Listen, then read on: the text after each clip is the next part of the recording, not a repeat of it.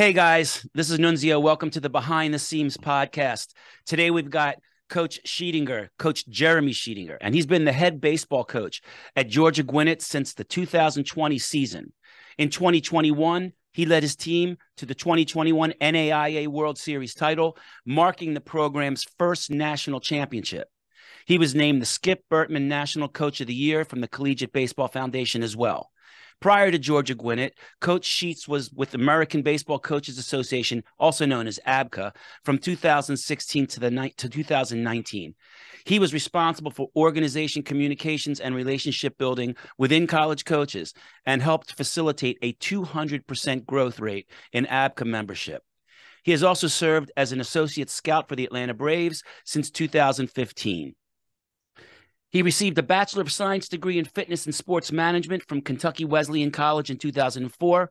Sheetinger also earned a Master of Business Management from Brescia University in 2007 and a Master of Kinesiology, which I actually didn't realize, and Health Promotion at the University of Kentucky in 2009. Guys, to put it mildly, in my book, he's Mr. Positivity when I listen to him speak, which I absolutely love. And in a world where it's easy to be negative, and many are, Coach Sheets always focuses on the positives. So what I thought I was going to do today was we're going to take a little bit of a different approach than usual. And it's all centered around a weekly post that Coach Sheets calls, How About That Ride In? Many of these posts are quite interesting as he touches on different topics for a few minutes about life and some lessons learned. So what I take away from these posts is that life is often about perspective and where we fit in the grand scheme of things. And it's amazing how many of these posts are applicable to the game of baseball. So much so that I thought, I would scroll back and select a few of them that I would dig into a little deeper. So today we're going to sit down and we're going to spread the love with Coach Jeremy Sheets. What's up, Coach? And thanks for being on the show. That intro needs a smoke machine, brother. That was phenomenal. How about them apples? Oh, I love it. I love everything about it, man. It's a blessing to be on here with you. I'm fired up for the conversation, brother. Thank you again. It's great. I was looking at your How About That Ride In, and my partner even said, yeah, I read those. They're really, really good. And it was my partner's idea. He said, you know what you should do, man? You should just take 5 or 6 of those, and just because they're so short, just dive a little deeper in, just, like a minute or 2 or 3 into each of them. So I think that's what we're going to do today. But let me just ask you one question. I saw you speak at the Be the Best convention. I was speaking with you at Be the Best, and I think it was probably about 7 years ago in Atlantic City. Okay. And I was in your presentation. I wasn't speaking yet. And even at that point, it was like almost like watching a minister. It was like so positive. It was like preaching. And I was like, wow, this guy definitely, is in the business of making people feel good. And when did this all come about for you? Have you always been like that? Or did you start did something happen? Was there an aha moment? I got goosebumps. That's talk about a throwback. Now it's all coming together for me. I do remember us being in Atlantic City together. I do remember that. I probably get it honest. My dad was a professional speaker. So I grew up in a household with a dude that would get in front of thousands of people and do humorous presentations. And my dad was the ultimate positive attitude guy. You couldn't walk in my house with anything that was negative. He would twist it, turn it. And I try to do that with my wife. Of course, I don't get the same response that I got, from my dad, but like, he believed in being a solutions person, man. You can look at any situation and there's a dark spot, or it hurts, or there's a setback, but man, it's really just a setup for the next thing. But you've got to be willing to see the other side of that. And that was what I grew up in, man. And I watched him get on stage, and I watched him, learn how to control his nerves. That was a lot of our conversations where, hey man, you're very vocal. You're going to be in a leadership position at some point. If you want to speak, that opportunity will be there. When you do it, here's how you control your emotions. Here's how you control a crowd. Here's how you engage with people. Here's how you connect with people. And I'm telling you, I draw upon those lessons like every single day, but the positive approach to life is from my dad, baked in, and I just don't know another way to do it. And it's funny because I do a lot of speaking as well, and I'm trying to actually get better at exactly what you're talking about, because it does transfer to people, to buy in from the people that are listening to you. And I grew up, and my mother and father are from Italy. They're immigrants from Italy, Wow. and there's a lot of that. I hate to say, like, that Catholic guilt that gets put on you when you're a kid. And it's almost the opposite. And I've actually learned a lot from my parents about what I want to be. But one of the things I have to honestly say that my parents gave me was, it made me realize something that I don't want to be. And I don't want to be like that as far as being negative. So there's a perspective of taking a little bit of a negative and making it a positive. You know what I mean? No so doubt. then I listen to people like you and Alan Yeager, who talks so great about you. Just really, really positive. And these are always really, really, for me, easy podcasts to do, because all you're really doing is getting on a horse and going for a ride. You're not you're not really trying to think about much. So let's get into, let's do it. Sheetingerisms. So the first one, I call them tips from your Uncle Sheets. Tips from your Uncle Sheets. That's great. So here's number one. Okay. If we win, we all get paid. Can you talk a bit about that, and about the the mental practice, trust, and confidence that you were talking about? Yeah. So where that came from, and again, I try to expand upon it. Where it came from, I was working for a coach that was a longtime assistant. And he just took over as the head coach of an SEC program, and he brought us all in as coaches. Now he's got 2 guys that are getting paid pretty well. He's got 2 guys that aren't getting paid, and I was one of them. And he said, I get it. I get all the dynamics in the room. He goes, I want you guys to understand something. If we can pour into the process of building our team and building this culture and moving our program forward, if we win, we'll all get paid. And I just remember having $0 in my checking account going, shit, man, I need to get paid right now. But again, it's skipping steps along the way. You got to come back to, you got to win. And so where it comes back to is, especially what I talked about on the clip is, you've got to recognize, when I always try to do this, Nunzio, I try to boil things down to its simplest form. I'm not very smart. So if I can boil it down to simple, sometimes abstract thoughts, deeper thoughts, but it's still simple in form, you start to see that with these things, we'll win. And if we win, we'll get paid.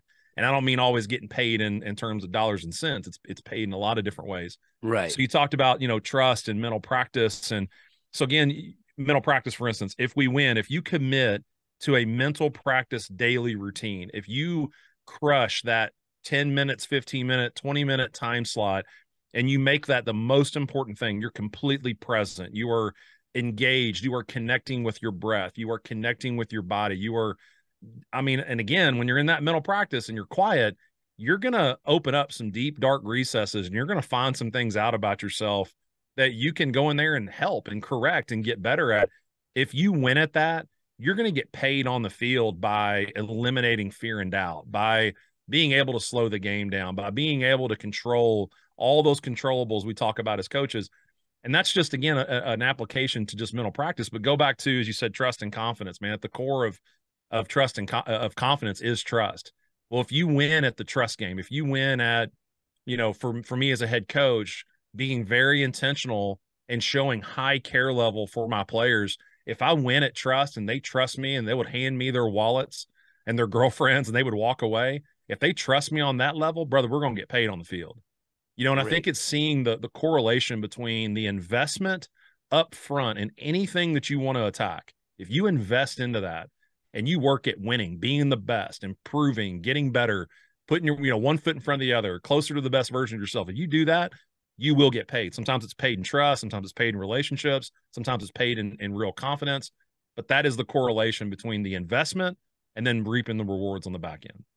That's great. And you know what? This is the 3rd time in about 6 weeks that I've had guys on my podcast, and they talk about Brian Bannister was another guy, and Brett Merritt from the Red Sox was another guy, and they both spoke about how important it is to make sure your guys know that you care about them. Yeah. Not only about just winning, but caring about them. And that's unconditionally. That's that and they will trust it. I see it in the weight room. I see it. Yeah. I see it in the weight room. If you go over and you tell a guy you see him doing something wrong, if you don't go over and talk to that young man and tell him what's going on, he's going to see you come by him and he's not going to think of anything of it. But if you actually go up and you actually explain to him why he's not doing it right, Yeah. all of a sudden he becomes like your second son. That's it. They immediately just take a liking to you. That's and it. and it's great for buy-in. My other question is, with that mental practice that you practice with your athletes, do you find it hard to get buy-in with guys on the mental side?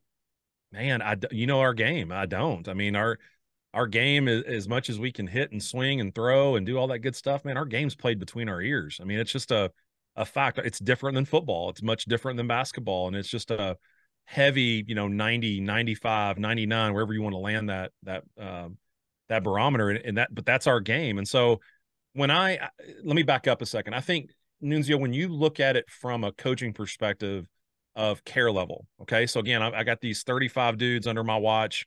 I'm their stepfather. My job is to help them develop into better men. If I build a better person, I will build a better baseball player. Then we're going to commit to mental practice. Yeah, I want to help them slow the game down on the field, but I want to help their mental health. We're still in a mental health epidemic. The shift that's happened in the last 5 years. I mean, so you got to be conscious. So even if they're just laying down, going through this process with me, and they're getting better mentally on who they are, I'm not even talking about applying that to the classroom. I'm not even thinking about applying that to turn in a double play or make an adjustment on the mound. So the care level's there, man. And that's what I lead with. Buy-in is instant. I'm doing this for you. And by the way, I subscribe to this. I do this as well for myself. We're all in on, we're all into this, man. So again, I think there's when I mentioned earlier about boiling things down, if you can't tell, those are the two words that I have prioritized: care level and intentionality. And I have made those, at the forefront of any classroom session and with my team.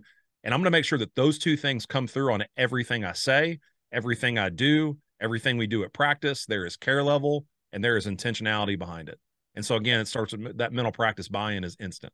I as far as mental practice goes, I had told Alan Yeager when he was on my show, I told him that there has been periods of time where I have set up a Gehunzen and I have practiced breathing and creative visualization, and I do it right now. And sometimes I get away from it. And when I get away from it, it takes a while, but there's almost like this buildup that gets on you of stress and negative environment around you.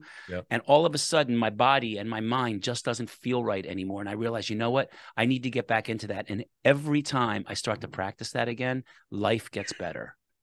Again, every single time. If you win, if you bring that in and you work at it and you make it intentional, and there's something, you'll get paid. Absolutely. If you win at practice, if you win at being intentional, if you win at care level, you get paid. You reap the rewards of that. And I just think we get lost in that. 100%. Yeah.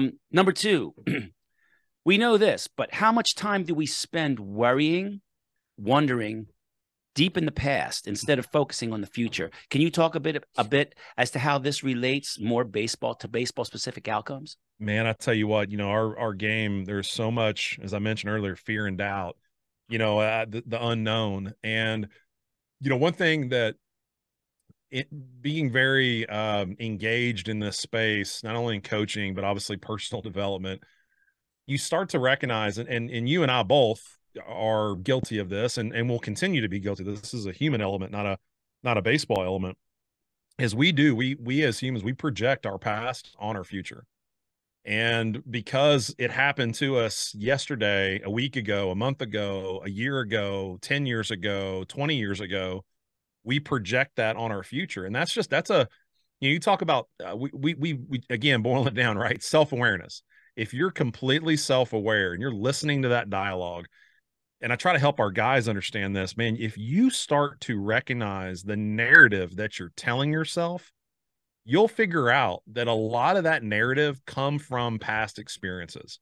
Wow. It's not even factoring in what happened like literally 10 seconds ago that could have changed that whole. It's not even recognizing that. It's so powerful because the past, a lot of us are here, we're right now, but we're not present.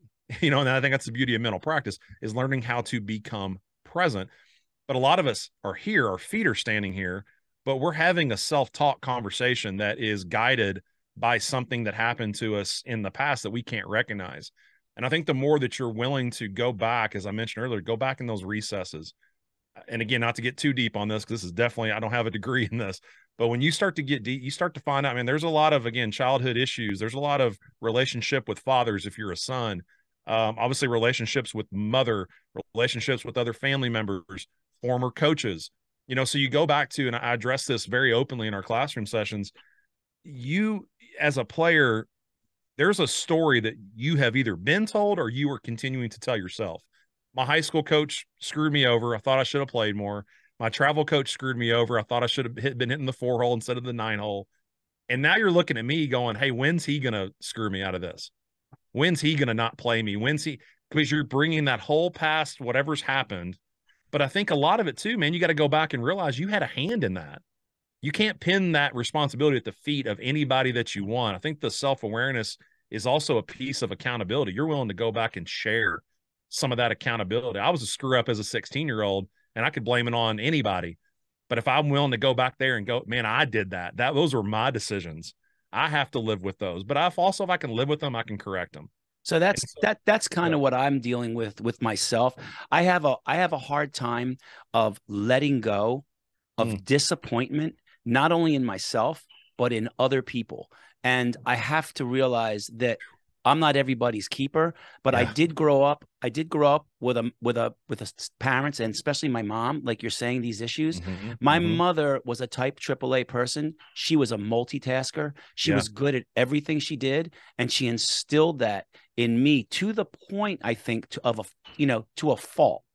And your expectations are on others that they are like that. My expectations, my mother has passed away now for 2 years, and I'm an older guy now, and I still, when I think of something, I still in the back of my head think about, I wonder what my mother would think about this. You know what I mean? And this is a constant thing with me that I have to try. So I can't even imagine a 20-year-old kid who's fresh out of that. You know what I mean? They just don't have self-awareness. I feel like that's the biggest word I talk about hard. the most. It's incredibly tough, but it's also right there. I mean, it's literally between your ears. If you I always say, get off the rails of the dugout, step off the rails and listen, detach. Oh, that's a great word too. Detach from that conversation and look at it. I'm going to give a shout out to my athletic director, Dr. Darren Wilson, who does a lot of life coaching, and he's helped me in this regard in a lot of different ways, but he talks about detaching. But imagine, Nunzio, let's do it with you. Imagine you were in a little spaceship and you were up above yourself, watching yourself pin expectations at the feet of everybody you come in contact with. How fair is that? Right. Like number one, they don't come from your background. They don't have your perspective. They don't have your experience. They're not made like you. They're not created in the same sense that you are. Obviously, we're all created in the image of God, but they've had different expectations on them, different life, different decisions they've made, but we're pinning what we expect of them at their feet without them ever knowing it. Do you think, go ahead. I think about that in terms of marriage. This is where Dr. Wilson's been huge, man. Just how often do we project that on our wife or a husband? Hey, I expect you to do that. I need you to do that. And the more that you do that, the more you're trying to control things that are well outside your control. Now, that's a basic baseballism conversation of control the controllables, but we do that. We all do that. Hey, I drive well. How come you don't drive well? You need to drive better. So let me shake my fist at you. I mean, how ridiculous is that? When you detach from it, it's ridiculous. But we still do it. How do you think that it's a lot easier to get outside and get on that spaceship and look down as you get older? Do you think this is something that life experiences help you? They kind of beat you to a pulp a little bit to the point that make you have to do that. Whereas when you're young, I look at these kids when they walk in and I can see these great athletes. That I have a lot of great athletes in here, but I can see by the way they walk and the way they carry themselves, they're so inside their head that they can't get out. I think the ego is involved. And you have to help them break through that ego. Now, you and I have had definitely moments in our life where the ego's led at the forefront. And then we've learned how to control it and then how to die to it and how to pull it back and then let us be selfless out in front as opposed to ego driven. I think, as you well know, that 16, 17, 18, up to 22, 23, 25-year-old kid, he's consumed by the world he sees. And he only sees it through his two eyes. I think we've learned, and you do with experience, you learn how to see things through your own two eyes, almost like your GoPro view. But I also know what the view looks like from the camera well and over the third base dugout. I can see how when I walk out and greet a guy, when I go hug a player, when I have a conversation, I can see what that would look like. I can see from every perspective how that would go or should look or should sound. And I think most often younger guys, the ones that we all deal with, they don't have that. The ego's in front of it. And so, yeah, it's incredibly tough. It's so funny. I got a coaching group that we share a lot of really cool thoughts here. I literally wrote in the group because we were talking about a similar subject. And I said, the ability to detach from your own thoughts, from the world, from the way that you try to see your place in that world, that's a superpower. And you don't wake up and have it. You have to work on it. So how do I, as a owner of a private sector training facility, I see my guys every day like you do. I see. Yep. It's not like I'm seeing a guy once a week. They come in here 4 or 5 days a week, right? Yeah. So as a guy who sees young athletes and works on their inner workings of their inner self, what can I do as a strength and conditioning coach in this facility? What can I start to do that's just like, level one to help these guys get out of their shell a little bit? Well, back to self-awareness, right? So I think you can start to have, as I know you do, in their investment conversations. So let me hit you with a personal development question. Has nothing to do with how much you're getting ready to squat. Mm-hmm. And when they start to get that side of you, they're like, oh, this dude cares about me, care level, right? There's that care level. He cares about me way past, how much weight I throw up. And I think the more that you ask questions that force them, that's what we do with our guys. We force them to get off the rail. We force them to detach. How would that look? Let me ask it or say it a different way. Hey, what would a positive force in our weight room look like? If you had a dude that walked in right now and you sat on this bench and you watched him walk through our facility and he was a positive force. I could tell you what I would see in a guy like the guys that do have that. Yeah. The first thing they do is they say hello to everyone. That's so the guy you're trying to change. Yes. When he says that, you go, then why can't you be that guy? Can you get out of your own way and you be that guy? And within your own personality. I just had this conversation with my son 3 hours ago, driving to the office. There's going to be one of our coaches there. And I know you're shy and I love you to death, but you're a sweetheart and people love to say hi to you. You have to start saying hi back. You can't hide behind my leg and go to shy mode. And what's the first? He walks in, he goes, "What's up, Coach Top?" And I went, "That's it. You just got to get out of your own way. You can still be shy in your own personality, but you have to recognize this is an important piece of living. Life. This is it. You got to communicate. He's 7 years old. We're still trying to figure that out, My daughter, since she's been 15, she's a good student. She's not an unbelievable student, but she's doing great in college. And I told her since she's 15 years old, it's great. You're starting at 7. Sure. I said, listen, I'm just going to tell you the most important thing in life, other than being honest, is to learn how to be social and how to read the room. Yes. You got to be able, you know what? There's going to be bad energy when you walk in a room, and you either try to change that or you stay really clear of it and you hang out with the people that are going to recognize that in you. And when you can do that, you're going to, you could have a 4.0 in college. You could know everything there is, but you know what? Life experience and being able to read the room and make people, if you walk in with an S on your chest, right? Ego, you're going to make everybody else feel small about themselves. And people do not want to feel like that. You got to gravitate. You got to be Clark Kent, not Superman. Oh gosh. All right. So I'm going to give you go to Amazon and go get Emotional Intelligence 2.0.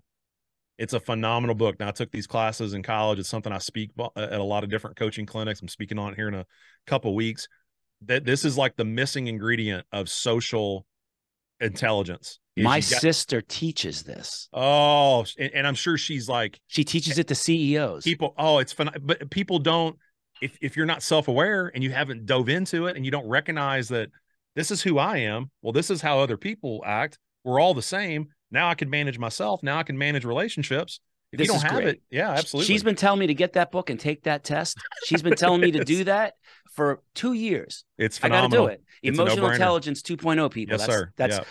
great, man. Okay, so here we go. Number 3, the battle we're fighting every day. Mm, You versus the best version of you. You spoke yep. about attacking the weak points. What are some good methods to help somebody even recognize what those weak points are? That's a great question. I think start with this. What scares you? Like that's a weak point. If it scares you, if it brings up fear, if it creates doubt, hey, I need you to go speak on this, and you go, oh, I don't know. Well, that's a weak point. And there's a lot of obviously studies that have been done and opinions on this. But I sort of live on the fence on this one. Like some people say, hey, it's a weak point, ignore it and just accentuate your strengths. And then there's obviously the other side that say, nah, dive in there and build up those weak points, and now you're the better average of yourself. I think you do have to dive in. I think no one wants a true weak point. I just can't do that. Now I've got one, and I just thought about it when I said that, is math. I got math anxiety to the core. And if there's a math issue, I deflect. And what I've started to recognize is that I'm not dumb. I do know math. I just don't like that feeling, and I have to dive. I have to walk towards it. I have to find those moments. You know what? I'll keep the score of spades. I'll do it. Right. Because but I can't just keep it. So if it scares you, sometimes you got to lean into it, lean into that discomfort. The other thing is, how to discover what a weak point is. What do you have a track record of not doing well at? There's your weak point. It's screaming at you. It's just you try to blind yourself and go, it's no big deal. No, you're not very good at that. The track record says every time that comes up, you're not very good. And the other part, which a lot of us are scared to do, is ask someone that you trust their advice, you value their opinion. I think sit down with them and have a true, completely defenseless, open to criticism, open to correction, let your guard down conversation and go, I want you to critique me. From your perspective, what am I good at? What am I not very good at? I do this with my assistant coaches all the time, man. And again, I think self-deprecating humor and self-deprecating conversations, there's value in that. Like sometimes 100%. it can break ice, but brother, it can also break down walls. And I think when you're willing to outwardly say, I don't know, I'm not very good at that. Hey, you're actually really good at that. So I want to make sure that you get a chance to do that. I think it's the ability to now you've broken down walls where there's no more barriers of like you said, the S on the chest. Yep. Nah, dude, we're all Clark Kents, man. We're all good at stuff. We're all not very good at stuff. Let's get into, what can I be better at? When you're willing to do that, there's some power in it. I always tell people that when there's a day when I go home and I realize that I said, I don't know, that's a really good day. That's a great day. Oh my That's gosh. an amazing day because you know Yeah. what? I learned something today. That's it. Nate Yeski told me this week in his podcast, he said at the end of the year, he analyzes the things that he could have done better. And when he dives into the things that he's not doing well, he becomes so much better of a coach because he's taking he's taking those things that bring his average down and he's bringing his average up. He's taking that squat and making it a leap. You know what I mean? Yeah, that's it. So, high tides raise all ships, man. I firmly believe that. Here is the biggest one that I see all the time in here with the young kids, and I attribute a lot to the highlight reel and social media. Comparison is the absolute thief of joy. Stop looking over the fence for validation. It's the power of being different, both performance-wise as well as training method-wise. This is huge, I think, for these young athletes that are constantly comparing their velocity to their teammate, and it gets even worse. Sometimes, honestly, with the type AAA parent gets put into the mix, and they're just as bad as their son or daughter. Yeah, I'm gonna give my shout out to Teddy Roosevelt. That's his quote. But I always go back to, I think sometimes, and we're all guilty of this.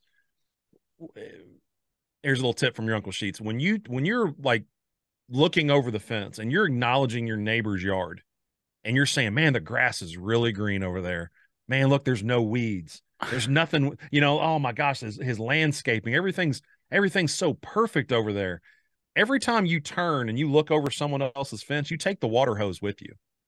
So you're turning towards their yard and you're watering his perfectly manicured grass, and you're letting weeds grow underneath your feet. And it's such a distraction. The comparison is the thief of joy, but it's the ultimate distraction when you're constantly trying to take you versus someone next to you. I'll give you an example from a baseball perspective. So we go out this fall We got a lot of depth on this team. We got really talented players, and it's going to be tough to fill out a lineup card. We got a really talented group. I'm very excited. As long as I don't screw it up, we're going to be all right. And every position has at least 2 guys at it. And I said, look, the immature way would be for you as the right fielder, as the second baseman, as the third baseman, to attack this fall and always compare where you're at today next to the guy next to you and go, well, it's me versus him. So if he has good BP, I better show up and hit good BP. If he fields a bunch of ground balls and makes, I better make sure I do that. You could do that. That's an immature approach. That's called comparison. Instead, I'm going to work at being the best version of me today. I'm fighting me. It's me versus me. And you sort of eliminate the comparison. It's not about, in fact, if you're a true, again, selfless individual, I'm going to pick him up, because if he keeps going, if he keeps getting better, if he keeps improving, and I'm trying to find out how good I can be, now we're both getting better. Now the team gets better, but we're closer to the best versions of us as individuals, and it's no longer in comparison. So I do think, you talked about, again, the power of performance-wise. Stop trying to be the guy next to you.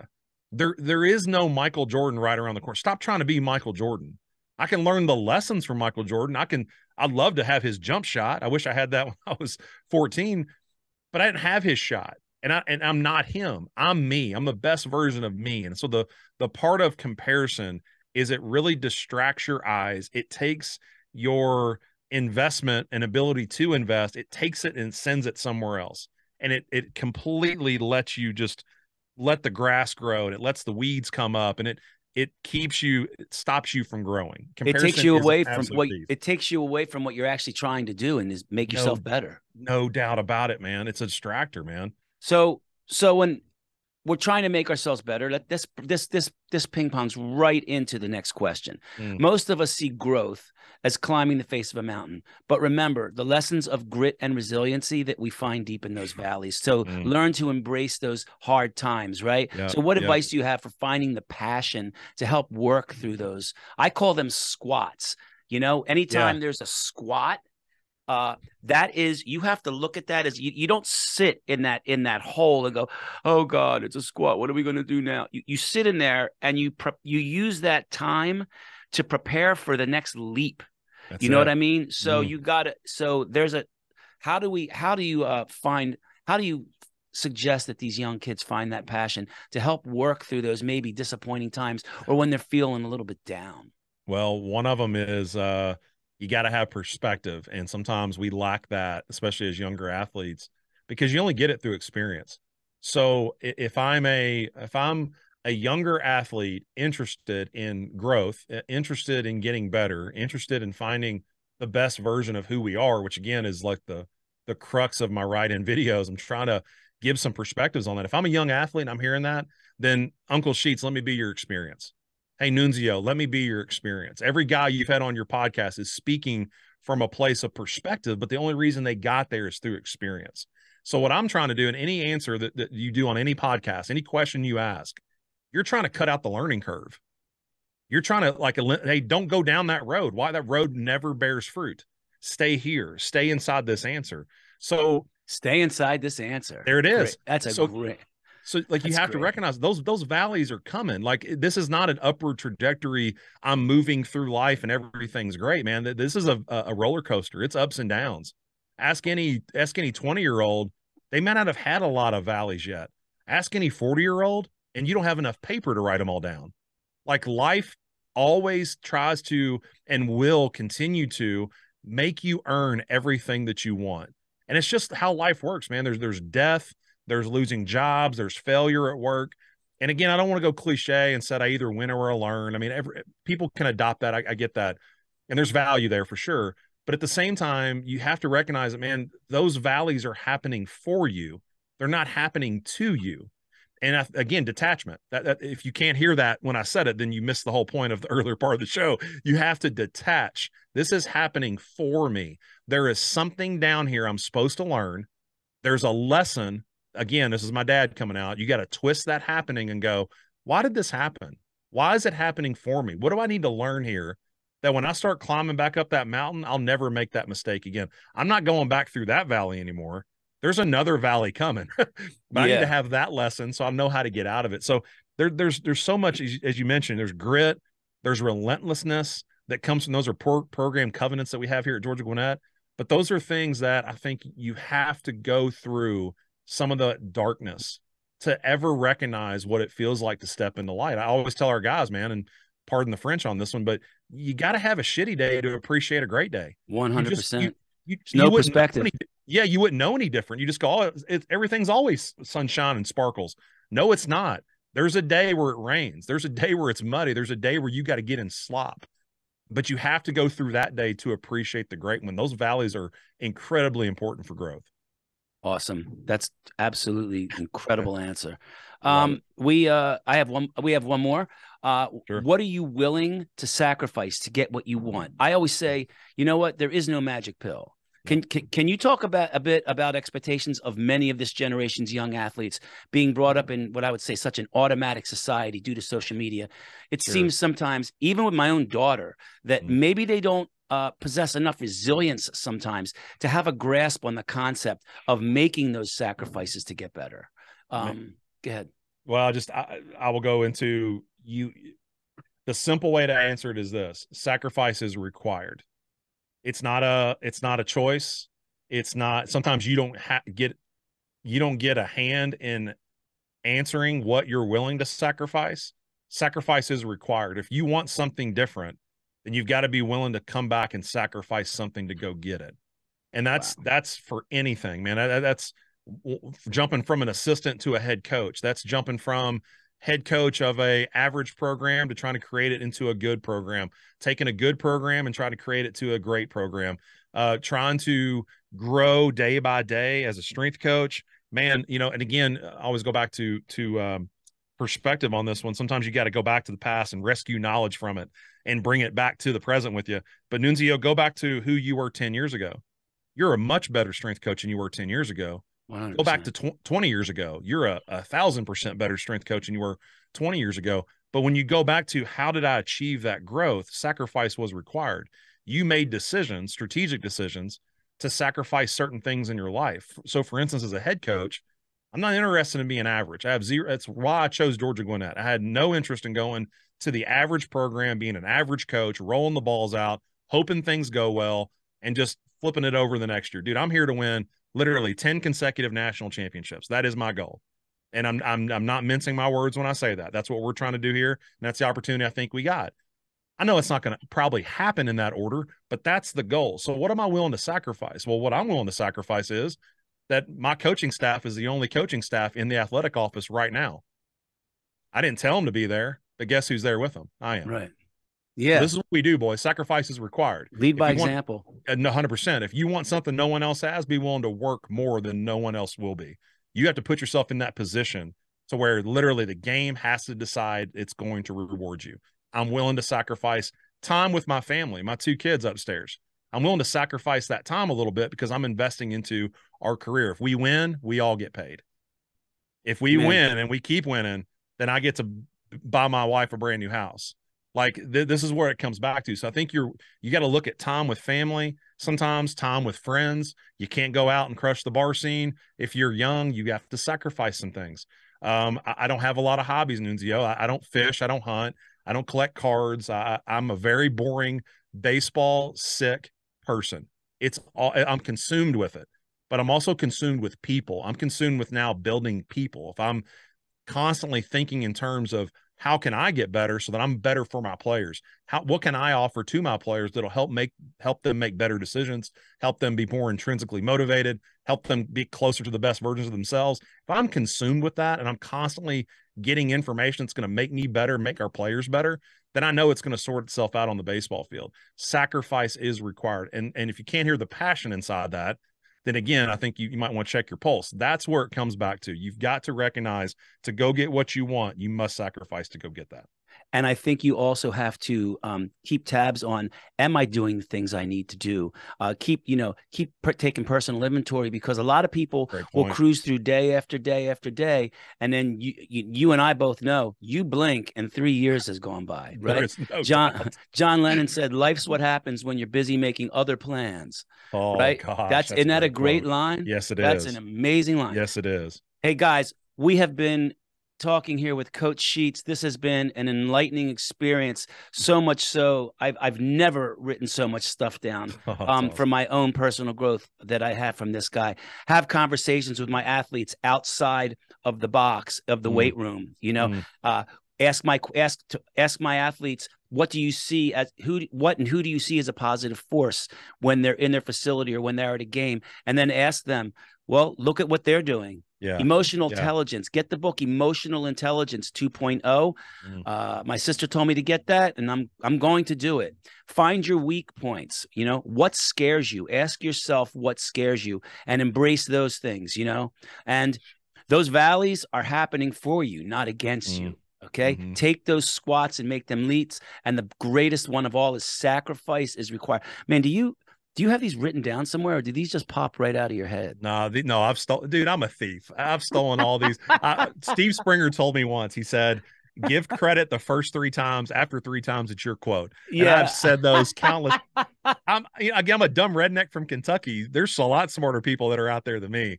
But I think it's not trying to give Nunzio. It's not trying to give quotes that fill up the back of a middle school basketball T-shirt. Anybody can say play hard, play smart, play together until you know how to play hard, till you know how to play smart, till you know how to play together. I think it's taking those quotes and helping them grow legs. And when they start to walk in your head and walk out in your life, that's when they become real. If people have questions to reach out to you, how can they reach you? Man, please do. I'll make it simple for you. So on social media, it's at Coach Sheets 3. You can find me on every platform. And then I'm going to give you my cell phone, which is 502-767-7680. Easiest. I hate email, so come right at me through text or call or shoot me a DM, and I'd love to connect with you and obviously keep growing our network. I love it. Jerry Weinstein gave everybody his phone number as well. There it is. I love that. You guys can reach me on Twitter at Nunzio Signore. You can reach my facility on Instagram or Twitter at RPP_baseball. My website is rocklandpeakperformance.com. And I have a book out published by Human Kinetics. And it's available on Amazon as well. Velocity-based training, how to apply science, technology, and data to maximize performance. We've been talking with Coach Jeremy Sheets. This has been an unbelievable learning experience for me. And I want to thank you so much for being on the show. Absolutely. My pleasure. God bless you. I appreciate the opportunity. And again, I'm just so thankful for the friendship and the ask, man. It's great to connect with you. Okay, guys. So until the next time, thanks for tuning in, and I'll see you on the next episode of Behind the Seams podcast.